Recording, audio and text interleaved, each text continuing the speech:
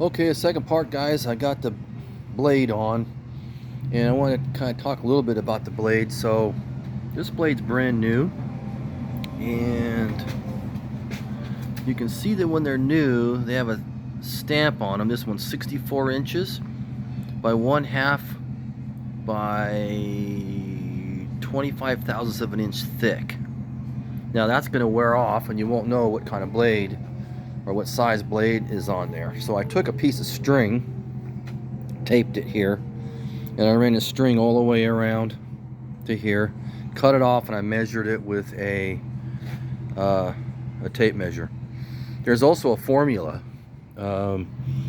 which is measuring from here to here, which is 7.5 inches times 2, divided by 1.13748, and then you times the distance of each side of the blade. Well, good luck on that. I came out with 70 something inches, which probably would work on here. But when I took the string and measured it, I came up with 64 inches, almost exactly, in the mean value of this adjustment. This is where the adjustment is, right here, when you adjust the tension.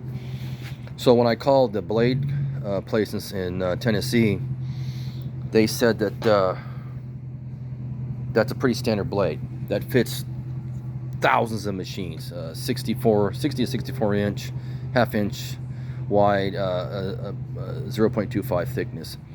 So there's several different kinds. The length of the blades are pretty standard, but there's several different kinds of cuts: mild steel, alloys.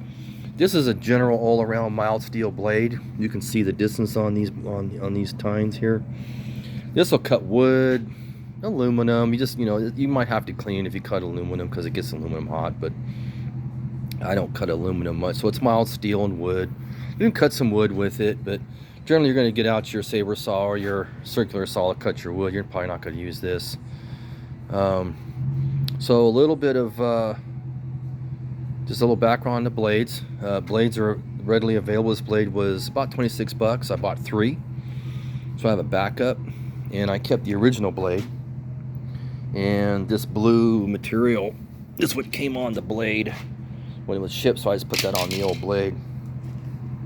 So you can see the difference between the length.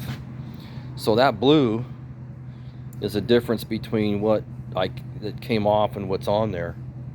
So the blade's a little bit longer, but I got a lot of room here. As you can see, I have a lot of room for adjustment, and I cleaned everything up pretty good.